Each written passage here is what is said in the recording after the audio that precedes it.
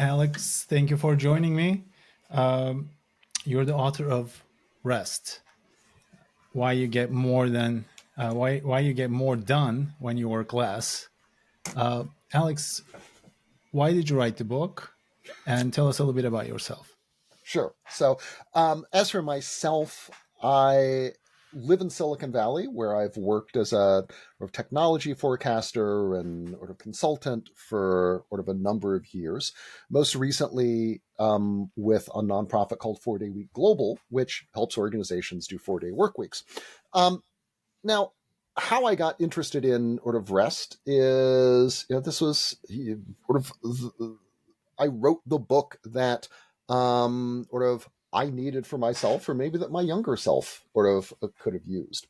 So, very briefly, living here in Silicon Valley, it's the world's capital of overwork and burnout. And we just kind of assume that this is both just the normal way of doing business or is the kind of cost of sort of doing work that we think is going to make a difference in the world. And this is sort of a way of working that the sort of long hours, sort of working constantly on projects, trying to find ways of being sort of more efficient, but then translating that efficiency into sort of greater output. And at a certain point a few years ago, I found that sort of I could see that this was no longer going to be sustainable for me personally, and had a chance to step back and sort of do a sabbatical at Microsoft Research, where I was doing amazing work, at least for me, having lots of really interesting conversations, of reading lots of cool stuff. But I realized I didn't feel the kind of time pressure and the constant sense of being overwhelmed or half a project behind that was part of normal life here. And it started me thinking that maybe our assumptions about overwork and the need to work that way were actually wrong. That in order to do world-changing work, it was actually necessary to sort of rethink our relationship with it and the amount of the amount of sheer time that we spent doing it. And I started looking at the lives of Nobel Prize winners and famous scientists and writers and composers, and found actually that none of these people worked like 18-hour days. That they tended to labor for 4 or 5 really intensive hours. That there were clear patterns, not just in how they worked, but also turned out in how they rested, and that those rest periods were both an opportunity for sort of recovery and leisure, but also for kind of creative ferment and discovery. And that in order to understand how it is that, let's say, an Albert Einstein or a Ludwig Beethoven sort of did what they did, it was necessary to pay attention not just to their work at the keyboard or the blackboard, but also to sort of understand their downtime. And then finally, there was a whole body of work emerging in this period at the same time from sort of neuroscience, from psychology, studies of creativity, that helped explain why it is that layering periods of work and rest or turn out to provide both sort of recovery, but also a kind of creative boost. And so once I discovered that literature, it was pretty clear that there was a compelling story to tell that other people might be interested in. So long answer to a simple question. Yeah. So I want to stay with the creativity part of it. Yeah, I'm here with Maker's Wave on a journey to unlock the secrets of creativity and innovation for myself and other people who build startups and products. So I specifically look at how rest can be helpful in those areas. So let's talk about that. Let's talk about rest and the creative process. How does rest fit into the different stages of the creative process, from idea to execution? Are there specific types of rest that are more beneficial at certain stages? Mm-hmm.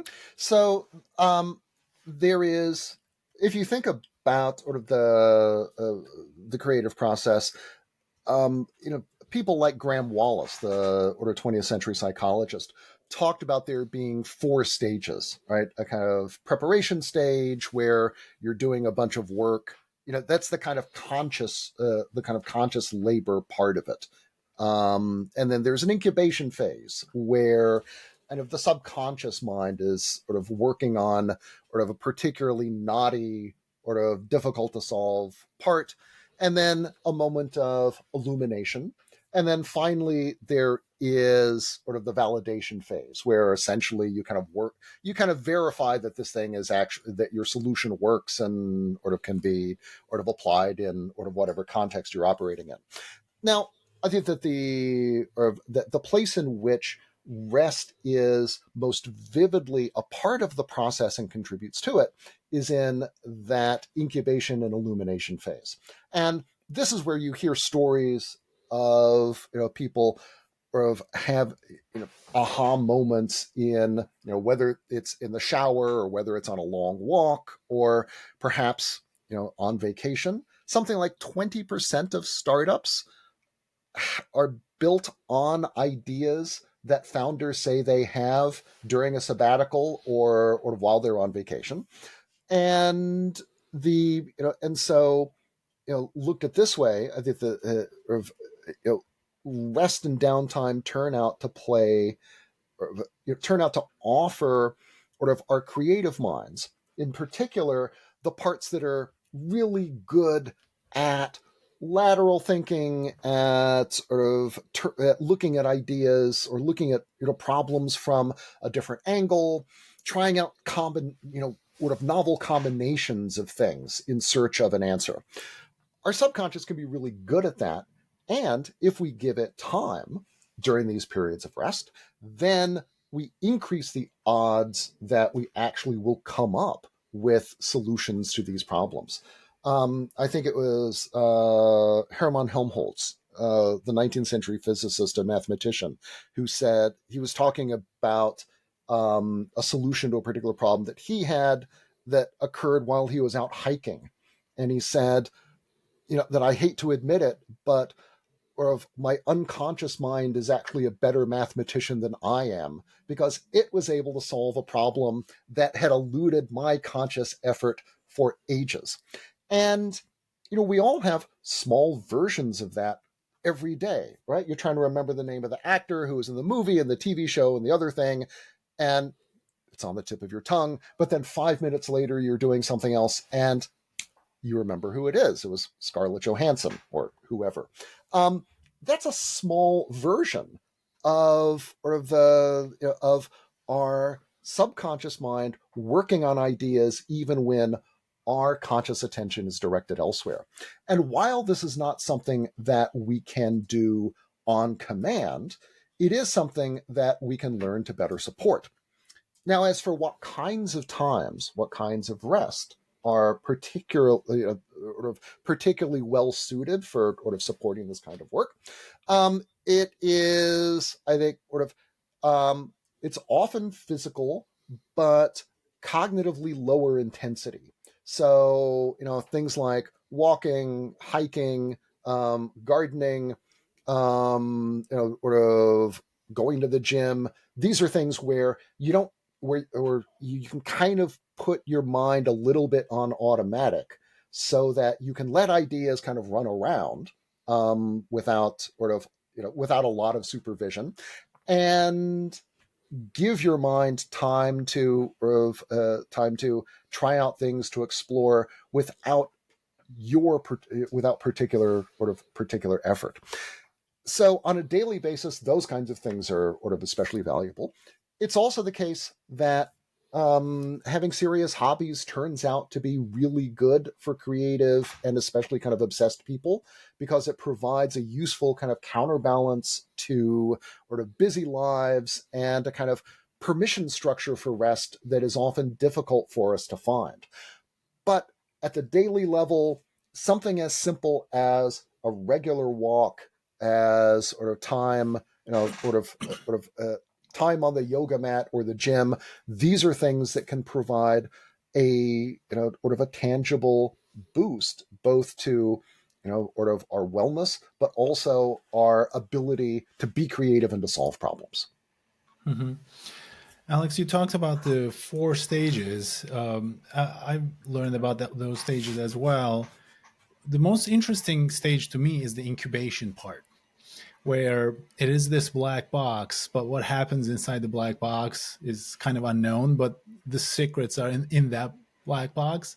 So this mind wandering stage, right? So Mm-hmm. you kind of you talk about deliberate resting in your book, the concept of deliberate resting, which I myself call it professional resting, because uh, you know when you kind of think about rest, a lot of people view rest as a luxury or a sign of laziness, but if somebody has read your book, you'll realize that it's the opposite of that. So Right. the rest as a competitive advantage. How you can help yourself kind of unlock your creative potential. Do you? I mean, since you've written the book, and you have another book where you talk about your own routines, your morning routines, and I'd like to get into that as well. Cal Newport talks about his he unlocked some things during his mind wandering. I guess it's productive daydreaming. Those Mm-hmm. daydreaming walks that you go on. But he talks about looping, where if your mind goes here, you make sure to get back on the subject to kind of solving problems during the mind wandering. Mm-hmm. Do you have some tips on that area that you've kind of uncovered yourself, like to kind of make it a little bit more productive mind wandering incubation Right. stage? Yeah. The most fertile periods for me are in the mornings when I'm out walking the dogs. The dogs are not very good conversationalists, and so I kind of have some time to myself. And what I will do is I will usually work for a couple hours writing, sort of in the very early morning before sort of taking them out. And then in my case, my particular stimulus is I will write down one or two questions that I've been working on that morning that I haven't solved.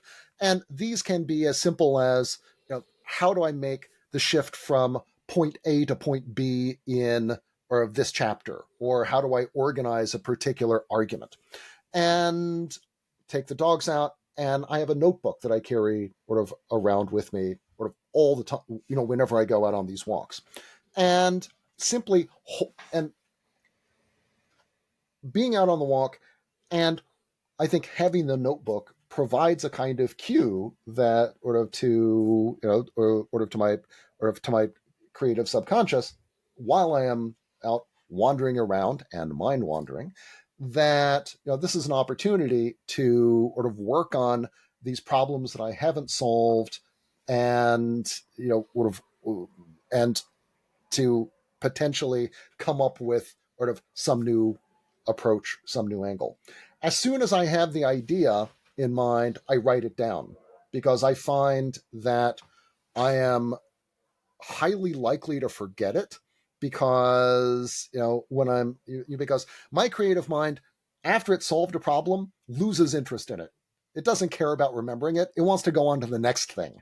And so it's really important that I get this thing down on paper, so that I've got processor cycles left to continue or thinking about the next thing.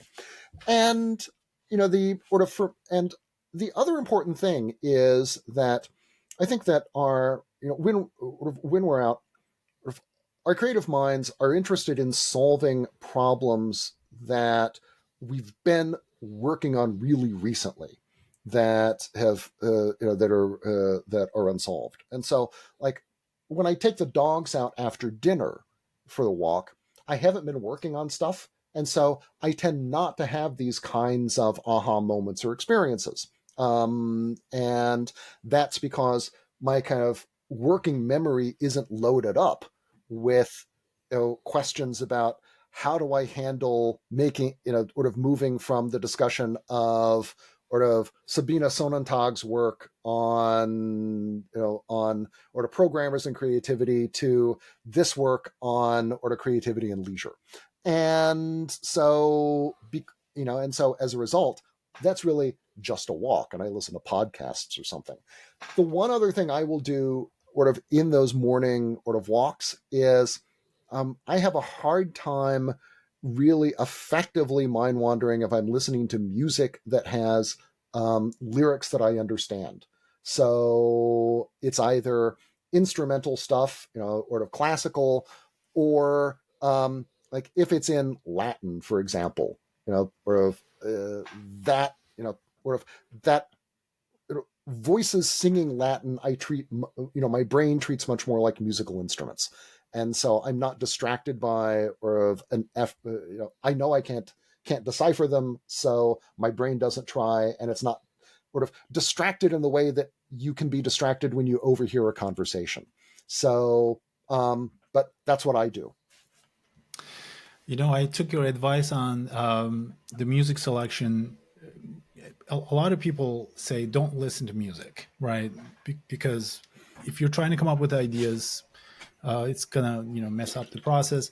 But I love music, and some types of music, like one instrument. And your recommendation in, I think, the other book, where your personal rest preferences are, Chopin's Nocturnes is one, so I added Mm-hmm. that to my playlist.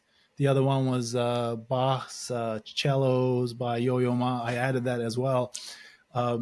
So that compared to orchestra type classical music, which orchestra gets really messy, and I can't really think about myself thinking. But when it's Mm-hmm. like a single instrument or no instrument or some ambient stuff, then I feel like it's a little bit more conducive to kind of coming up with ideas as well. So thanks for that advice Yeah. in your book. So you discussed the concept of active rest and Mm-hmm. how it differs from passive downtime. Can you elaborate? Yeah. So, we often think of rest as like sitting on a sofa with a bag of, salty snacks in one hand and the TV remote in the other. And while that certainly has its place, I think it is worth understanding that some of the most restorative, valuable forms of rest are active rest rather than passive. So, by which we mean, or things where you are either or preferably both physically active and mentally active. So, this can be sort of playing sports, playing chess, sort of going rock climbing. Do it, but whatever you're doing, there are things that maybe exercise different parts of your mind than what you're normally having to call upon or of at work. So you are, to the extent that you can talk about different parts of the mind, which is or if, and to some degree you can. There were the boundaries are pretty hazy, but sort of being able to give some parts of your brain kind of a rest while you are sort of engaged in these activities is sort of does appear to be something that delivers sort of restorative benefits in the immediate term and in the long run. Mm-hmm. Um, let's talk a little bit about this 4-hour creative limit business. Mm-hmm. So it seems many successful creatives, like, first of all, I also like the fact that you talk about so many different types of creatives, not just artists and writers, but physicists, mathematicians. So it kind of gives us a really nice broad range of types of people who are looking to come up with interesting ideas to solve their problems. So they seem to have a 4-hour limit for their most intense work. Why do you think this is the case, and how can we optimize our own work schedules to take advantage of this interesting insight? Right. Why the 4 hours? Who knows? I mean, however, it does seem to be the case that virtually all of us, um, we are capable of, if we're honest, really concentrating hard for 4 or maybe 5 hours a day, and that is it. Which is not to say that we can't stare at screens for another 9 hours. It's just, we have all done this with increase sort of more and more diminishing returns. But the reality seems to be that sort of 4 hours is about, if you can do that, then that's a really good day. And this is something that I see very consistently in accounts of sort of the daily work or the routines of scientists, composers, all kinds of people. Even like professional athletes, when they are sort of in preseason training, they will be working out, reviewing tapes, learning plays, and that's about 4 really serious hours once again. Now, what this suggests is that in order to sort of get the most out of your day, the challenge is not to figure out how to take that time and to stretch it out to make it longer, but rather how to sort of make the peak higher, right? How to sort of use that time most effectively and intensively. And that can involve things as simple as turning off every possible sort of screen, device, notification, etc., that could sort of provide some distraction. It also can involve, if depending upon the work you do, setting up things beforehand so that sort of your kind of order of operations is well worked out, so that when you're in flow, you don't have to make decisions about what do I work on next, because because you've already done that sort of for yourself. Um, or it can be things like moving the time of day that you work, So, for most of my life, I was a night owl. I was someone who thought from college that your best work is done in the middle of the night. Right? This is the sort of college stereotype, and this is something that kind of worked well enough for me so that I never quite questioned it. But once I became a parent, um, and had a full time job and was trying to write a book, that was no longer a sort of pattern that was particularly sort of worked well for me. So I ended up starting to get up really early in the morning, and that's when I discovered that even though I might not sort of be someone who naturally rises sort of at 5 a.m., that I could actually get an enormous amount done then, because the house was quiet, nobody else was up. If I succeed in making myself get up, then I'm not going to waste that time on like Facebook and Twitter. I'm actually going to get stuff done. And if I did a couple other things, I could maximize or of the amount of effort that I could spend there, the amount of concentration that I could expend, so that I could really get like the bulk of my work done before like 7 a.m. And so I think playing around with the time at which you're working, if that's an option for you, is something that is great, but not at the expense of, or not in the service of simply trying to sort of work more hours in the day, but rather in the service of trying to make your peaks higher. Hmm. So you talked about two important things here. One of them is how digital devices and our connected world might be impacting Mm-hmm. our day. So what happens if we deduct those hours, and maybe that's when we end up with four. Maybe the Mm-hmm. other four is just checking stuff on our phones. And then I want to get more deeper into the morning routines here, but like do you have some tips for people who want to disconnect a little bit more and uh, live a more focused and creative day as opposed to a distracted day? Yeah, first off, I think it's worth realizing that every time you get on your phone, you are in a knife fight in a phone booth with 100 Stanford behavioral science PhDs who are A/B testing every single pixel, every single microsecond of your interaction in order to sell you another subscription box. Okay, there is enormous amounts of money to be made commodifying and reselling your attention. And so, the I think that and recognizing that a lot of effort is being spent trying to capture this thing that really turns out to be very valuable is sort of task number one. Number two, though, is recognizing that actually there are things once we're aware of these strategies, the fact that sort of this war for our attention is going on, that we can do to or to begin or to fight back. One of the things that, for example, that I like to do in addition to shutting down as many of the automatic notifications, which tend to be turned up to 11 on virtually every app, is I have something that I think of as the zombie apocalypse test, which is in the zombie apocalypse, who do you want to be able to call you up, right? This assumes that like phone networks are still going on for a while. And it is, in my case, my immediate family and maybe two other people. And so those folks have the right, these are people who have the right to interrupt me no matter what. And so I give them on my phone one ringtone, right? They all have the opening bars of Derek and the Dominoes' Layla, which I am going to hear no matter what I'm doing, and I'm going to be able, and it's a very clear signal that cuts through anything that tells me someone who I want to talk to is sort of trying to reach me.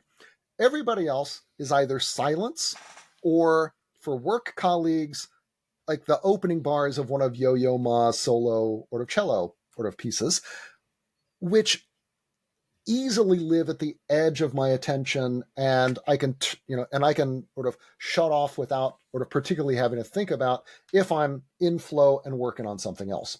So I think, and I have found that you are never so aware of how many times you are interrupted by your phone as sort of the first few days after you switch notifications off and create that whitelist for only the people who who have the right to interrupt you, sort of having the actual technical ability to do so.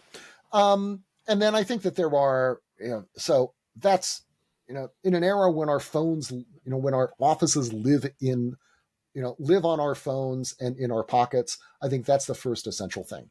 Another is to think about sort of your daily schedule and to do the things that you always hear about, right?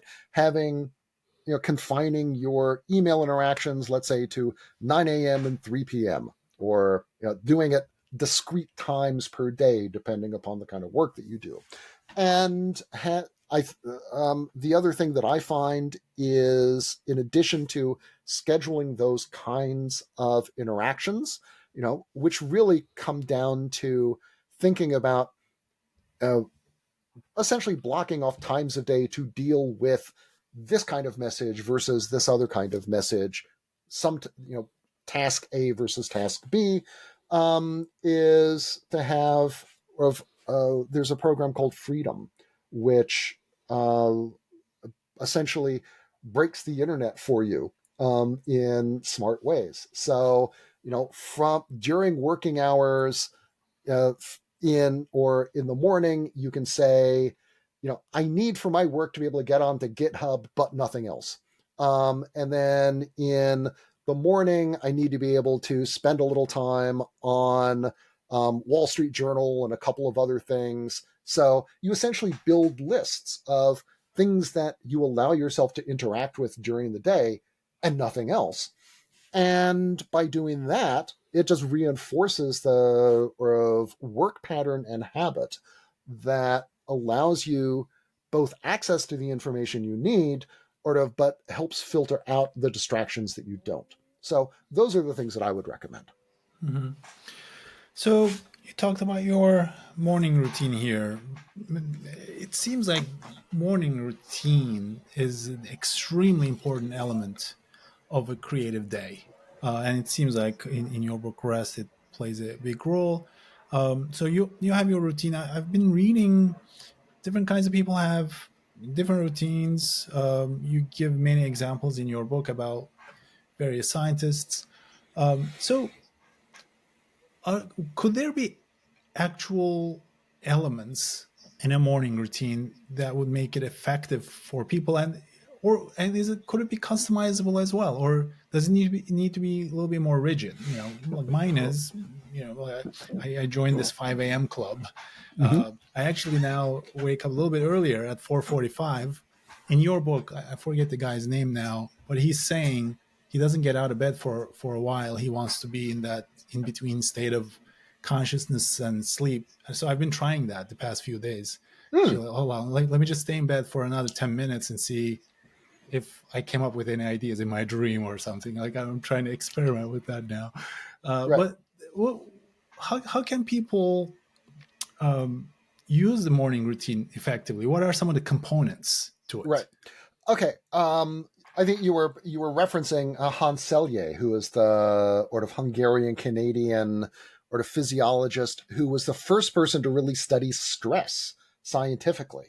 And but anyway, I think that the sort of the the key things to know about morning routines are they're really important and everyone is different.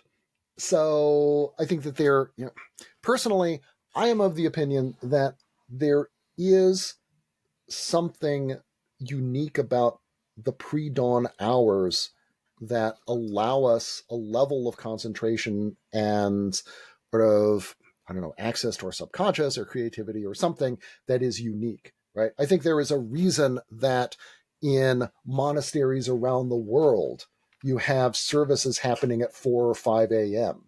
There's something that goes on with your mind and your body at that time that is or of that's really special.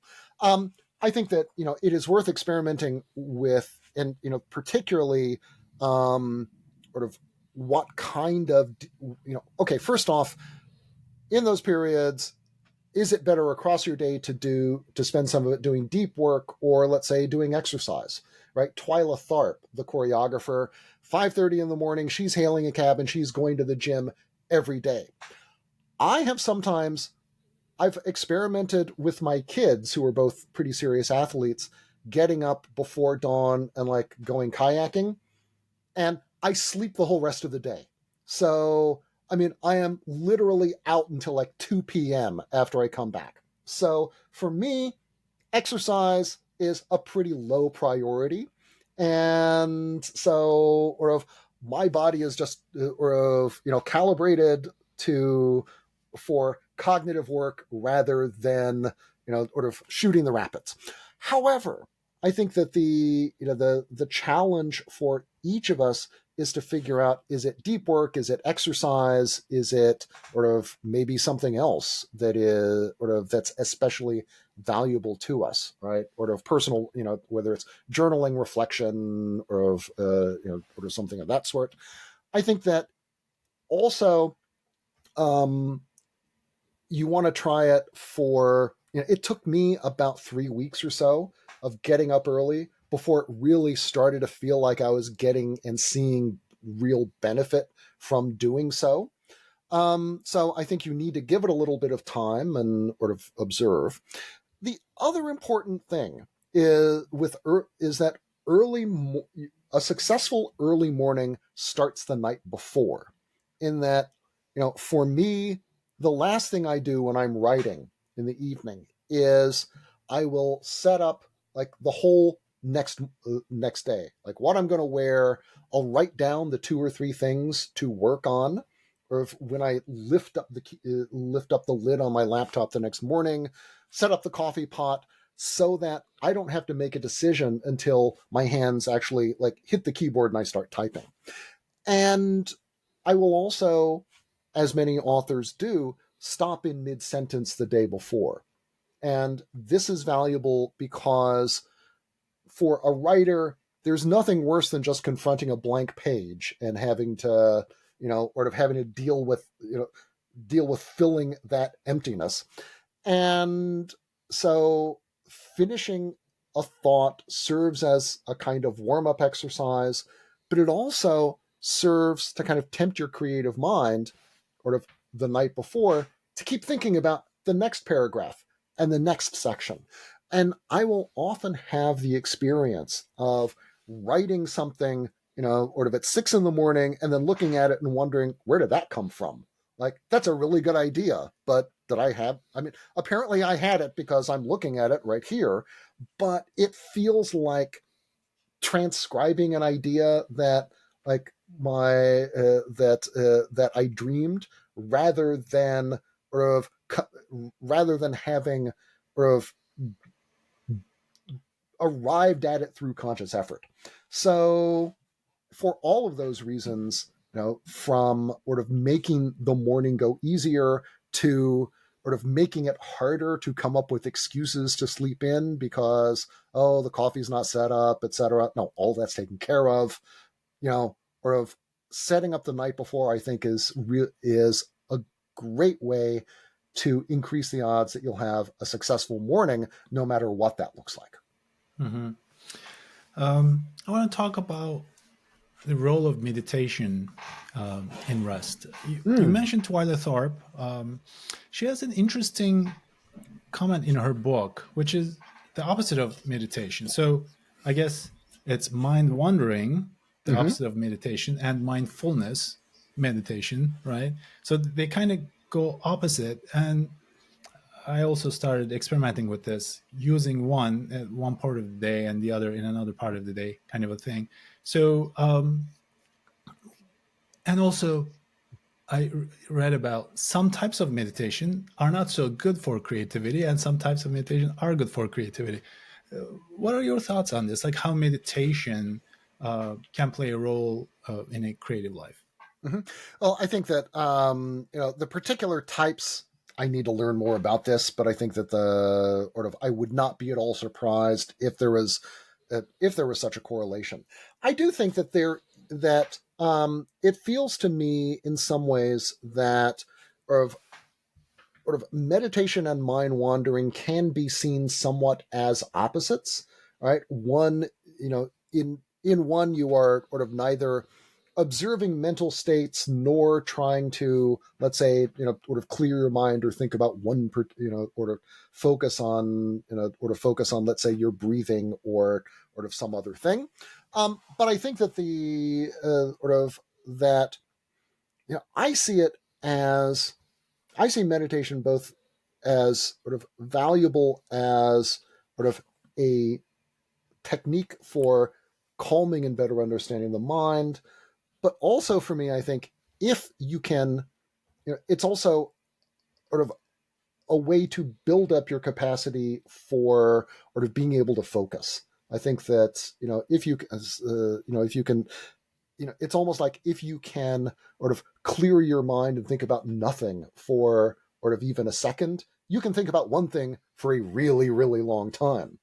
And ultimately, I think that, while our tools for cultivating mind wandering are not nearly as well developed, I think that in a way, they are both kinds of exercise that our minds need and benefit from, right? It's a bit like, different kinds of muscle exercises, right? Sort of sort of that, um, planks or wall sits are valuable because you have to hold a steady state for or for a couple minutes, and you're exercising muscles in a different way than you would on the treadmill or on a weight machine.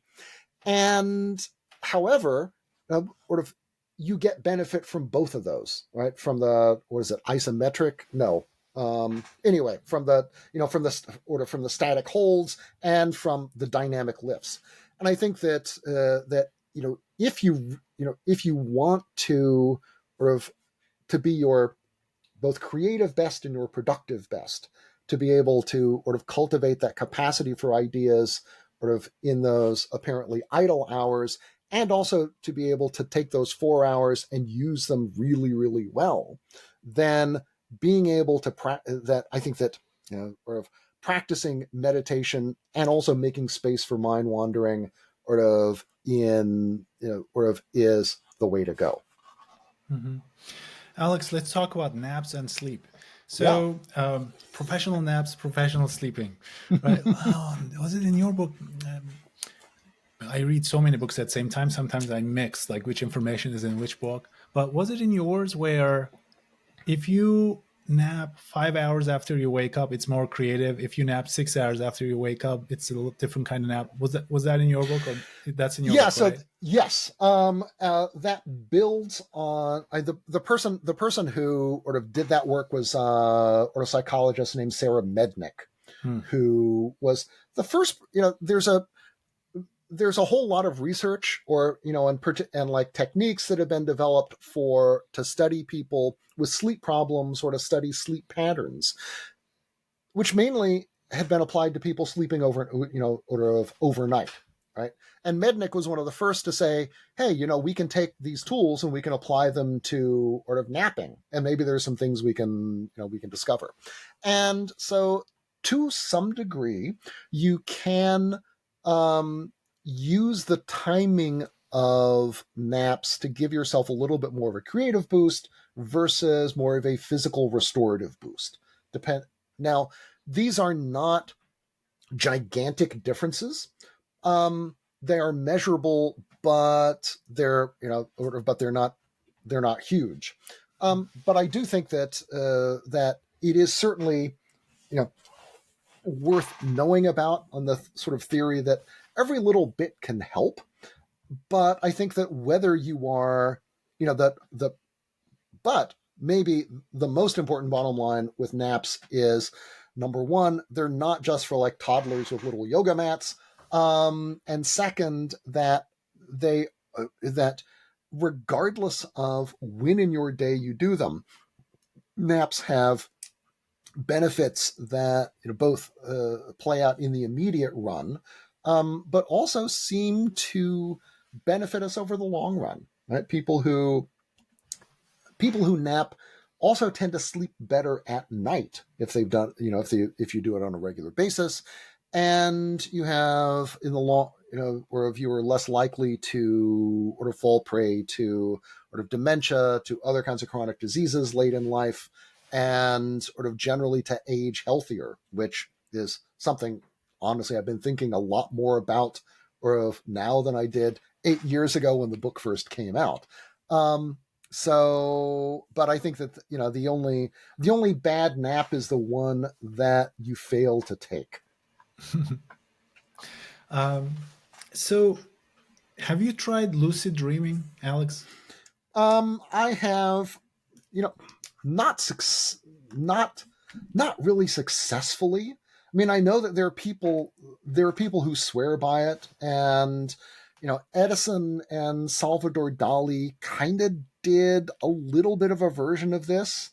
They certainly recognized the value of the hypnagogic state in between, or of being awake and conscious and being asleep, as sort of a kind of a sort of portal to the subconscious, but not something I've really been able to successfully do. Yeah, me too. I'm trying. I just read a book about it. Basically, I don't know. I haven't tried it yet. I might try it. It says basically, uh, 2 hours before you normally wake up. So for me, if I'm waking up at 5, I should wake up at 3, Mm-hmm.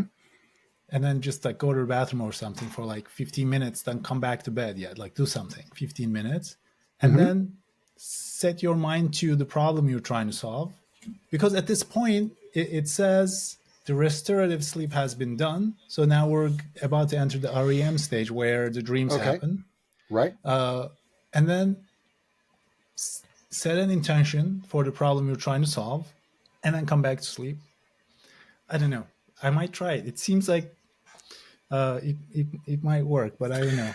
So It's That does not sound entirely implausible. I mean, certainly, sort of REM sleep is sort of backloaded to the last couple hours of our sleep cycles, assuming we're talking about sort of a full night's sleep. Um, it also sounds like probably the sort of thing that, with practice, you might be able to develop. I think that but it certainly it these are the kinds of things that you can invite rather than command. But you send enough invitations, Right. and eventually maybe something starts to happen. So, no, worth a try.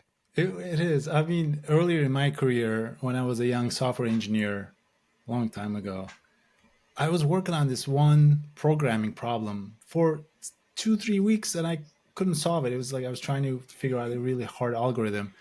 And then one night, I went to sleep, and I woke up with the answer in my mind Mm-hmm. and I wrote it down, and I went back to work the next day and solved it, and it worked like a charm. I couldn't believe it.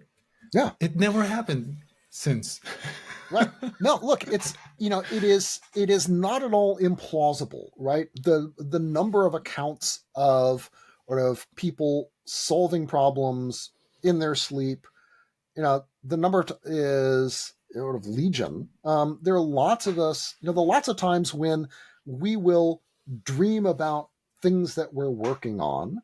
One of the things that happen, ways that I know that I am really deep into a project is I will start having dreams and have connected to it. Mhm. And that's kind of one way that I know that I need to pursue this thing. So and I think that even if something like lucid dreaming works one time out of 10, that may be, that may be enough for it to to pay off. Um, Right. I will also, however, maybe a tiny caution is warranted in the sense that dreams have all kinds of value and purpose for our minds that we don't fully recognize. And it may be that in trying to engineer them to our conscious ends, we end up depriving ourselves of some of the other benefits of dreams that we don't recognize, but whose absence we will feel acutely. So, Mhm. just know that going in.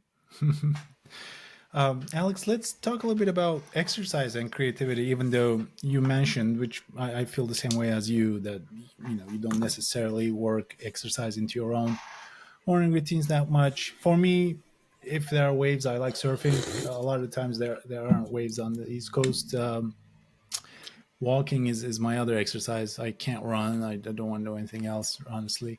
Uh, but I mean, it seems like you mentioned in your book, long distance running or swimming can be highly beneficial for creative work. Why does this happen? Like, why is exercise benefiting Why creativity? is exercise good? There are a couple reasons, right? One is that our brains are actually very greedy organs, right? That they need a lot of blood, they need a lot of oxygen, lots of glucose, and the better we are at delivering those things, the better our brains are able to perform. Likewise, over the longer run, the better your physical health, the better your brain health, and the greater your capacity to operate mentally at your peak for more of your life. So part of the answer is just like straight on physiology. It is also the case for super busy, ambitious people that having a sport that you really like is valuable just for getting you up, out of your desk, for giving you putting some boundaries around your day, and for giving you a place where you can sometimes work out some of the pressures that of unsolved problems or challenges at challenges at work. And the fact that you surf reminded me of, there was a UCLA chemist who won a Nobel Prize for his work on organic chemistry, and he became a surfer in his 40s. And he had actually grown up on the East Coast, did a doctorate at Harvard, so he'd never seen serious surf until he came to LA. And he talked about how of you know you can surf at particular times a day, so you got to work out your your schedule so that you can be out on the waves. that you need to be fully immersed in that moment in order to catch the wave, and that just, when you're dealing with like many tons of water crashing on you, or if you really gotta be sort of it, you gotta be in that moment. And it's a good reminder that there are, you know worse things that can happen to you in your life than like having to, sort of resubmit a scientific journal article, right? Sort of, if you're, having serious physical challenges provides a useful kind of perspective.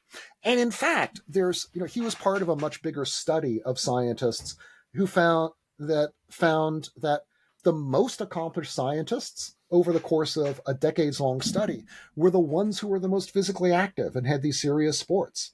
And partly that it provided them with a kind of daily routine and discipline that sort of encouraged them to focus harder when they needed to focus.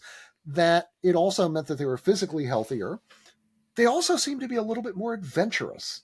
Like when you were, sort of the ones who were surfers or sailors or climbers who were exposed to some amount of risk in sort of their sports, they talked about how this made them a little bit more fearless when they were sort of in the laboratory or when they were writing. And that, the feeling was, I've done harder things than make a case that, that some of my colleagues are going to find, sort of, are going to attack me for. And so for all of those reasons, sort of exercise turns out not to be something that, is inimical or antithetical to serious intellectual work, but is really, turns out to be supportive and enabling of it. Mhm. So, keep surfing, whatever you do. Yeah, I can never pronounce his name right, but Patagonia's founder, Yvon Chouinard, is that how we I say it? think I don't that's know. correct. Yeah. Yeah, yeah, he has a book named "Let My People Go Surfing," and that's how he also the whole company prioritizes. If there are waves, no Right. work. Right. So I like to live by that as well. So um, what is the name of that book that I'm reading? There's some new research about insights. So this goes back to the incubation part of the stage. So doing nothing is one way to incubate, apparently. But this one research that I was reading, there's another type of incubation where you're doing something. Mm-hmm. Um, it's not nothing, but it's not the problem at focus. It's something else that's less demanding. Right. So they found people in the study, people who were doing something else that's less demanding to the thing you're trying to solve, but also not doing nothing, have been more creative. So some of the creative people you discuss in your book, like Winston Churchill, they have hobbies or pastimes like seem to fuel their creative work. So how can we identify and cultivate some side things that can kind of help us become more creative? Right. They've got to be things you like enough to actually, or to get you out of the office, first off. I think, I look back to like childhood hobbies, interests that I had when I was a kid. And those often seem to be pretty reliable indicators of interest, even when we are sort of adults. I think that the other things, you know if you were to like sort of overanalyze this, what you would look for are also hobbies that are physically or mentally sort of challenging, and you would skew more to physically challenging if you've got an office job, more mentally challenging maybe if you're sort of if your work is more physical. But you also want to find something that offers some of the same kinds of psychological satisfactions as work, but in a much more compressed sort of time frame. So, so for example, there are lots of scientists and executives or entrepreneurs who are rock climbers or mountain climbers. And for scientists talk about climbing as like science, right? You've got this big goal, you break it down into a bunch of little steps, you execute each one. It's you're deeply engaged with nature, you've got to be in the moment and highly, you really got to focus. And at the end, you've either made it to the top or you haven't. In contrast to science, where you can work on an experiment for a year and the result is, like maybe. It's like shrug emoji with error bars. Leaders, in contrast, when they talk about mountain climbing, talk about it as, it requires discipline, it's teamwork, you've got to get people, you're pushing people out or yourself out of your comfort zone. It is, they're talking, and they will describe exactly the same set of activities as being like leadership when it goes really well. And so I think that being able to experience the best of your work without the frustrations in a compressed time scale is the other thing that makes these kinds of hobbies really valuable to us and guarantees that there'll be things that we will want to pursue for sort of the entire course of our careers or our lives. Hmm. Alex, I've noticed in your book, many of the highly creative people you discuss, they kind of live well into their old age and remain active and creative throughout their lives. Um, so this kind of makes me think about longevity and how rest and intentionally trying to live a creative life, um, also how human brain, as you age, certain parts of it seems like people get even more creative, maybe getting closer to older age because they become more intentional about how they spend their time. I don't know, how do you think about rest, creativity, and longevity? Mm-hmm. Well, for me, I think that the good news is that all of the things that I talk about in rest as promoting creativity or of creative careers also contribute to sort of healthy aging, by which we mean being able to sort of both physically maintain a respectable level of physical ability and independence, means not being susceptible to or to chronic illnesses, and then mentally remaining sharp or of for maybe up until the one hopes sort of brief final months of one's life. As opposed to, let's say, struggling with cognitive issues or dementia for years and years, as happens with sort of tragically with some people. And so, I think that um, it is at least a happy coincidence that doing the stuff that talk about in the first chapters of Rest or of help us age better. And I think that that in terms of late, does it contribute to late life creativity? I think that it does, both in the sense that it helps us preserve the sort of capacity for sort of creative action at a time when perhaps we are able to synthesize ideas to build on a lifetime of experience in a way that we cannot in, let's say, our 20s or our 30s, and to produce a kind of work that is that can have real value. I've been really interested recently in rock musicians, in some of whom are in their 60s and 70s, who are doing amazing work. Right? I mean, you think of David Bowie, whose last album Black Star came out. He was working on that while when he knew he was terminally ill, or Bruce Hornsby, who in the 1980s had a couple album-oriented rock hits, and who now is doing amazing collaborations with Bon Iver, with a kind of experimental quartet called Y Music. And these are not musicians. These are people who could have coasted on their early work, but instead pushed forward and did, in Hornsby's case, continuing to do work that's really innovative and novel.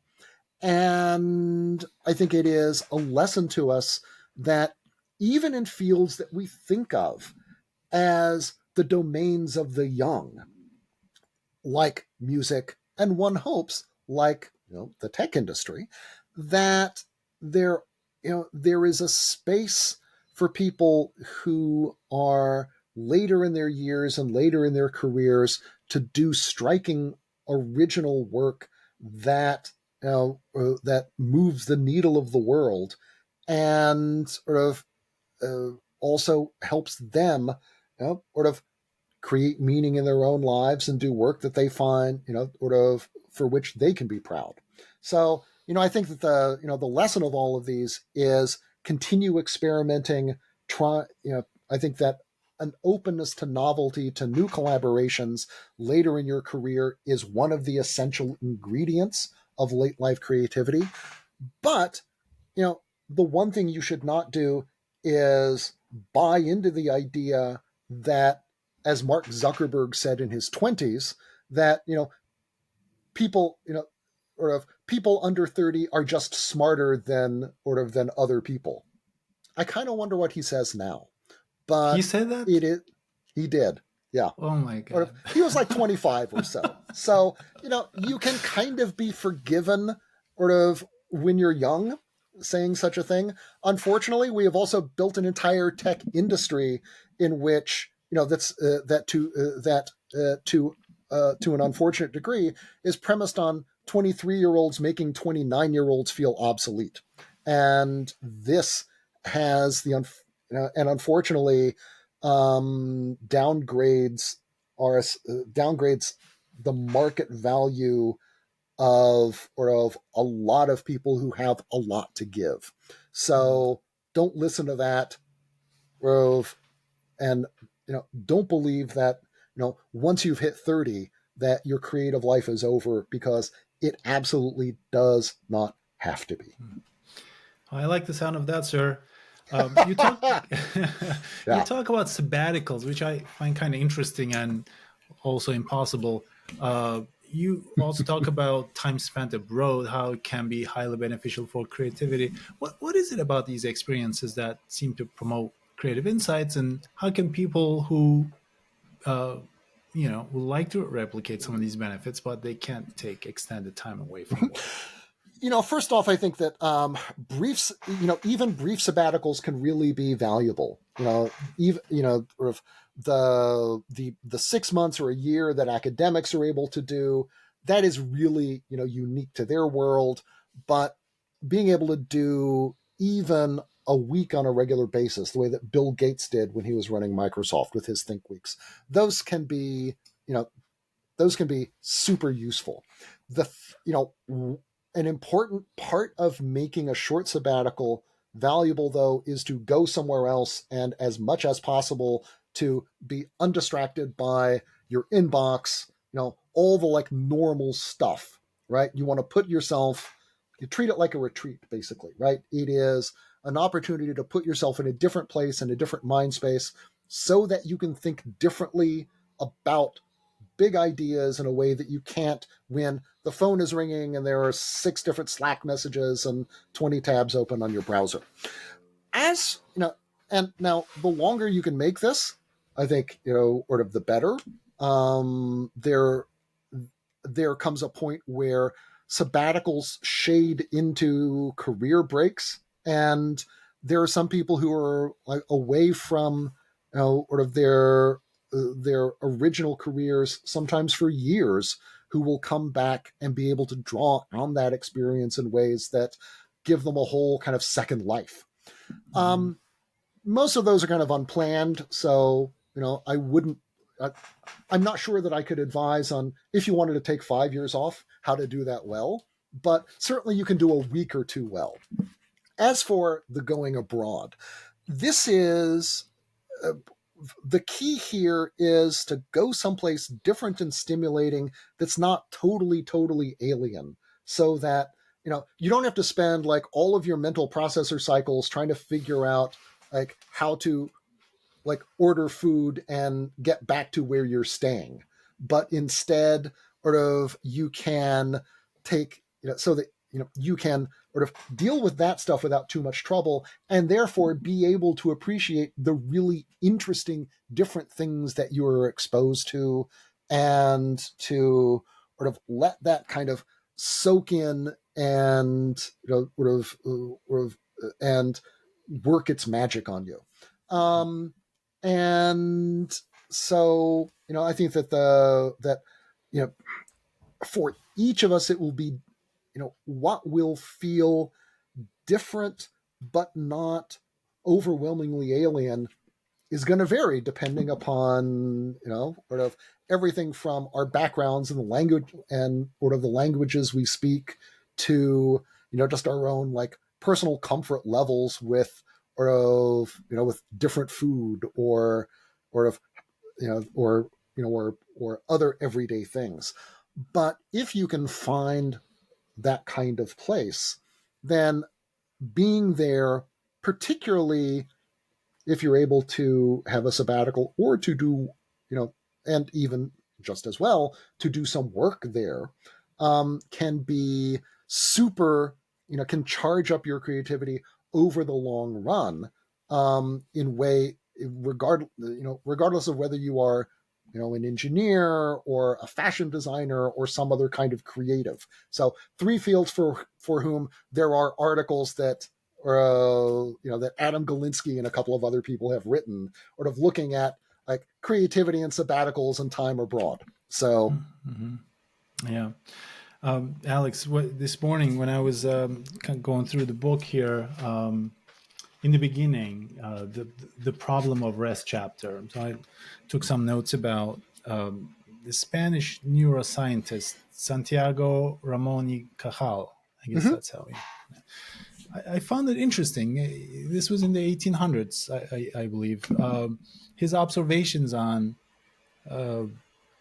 deep work, profound work, substantial work versus what he observes to be shallow, easily answered questions type of work, where a lot of people are producing this kind of shallow work and not enough of the substantial, hard work is being produced. So, kind of tying it all together here, why I thought everybody should read the book, Rest.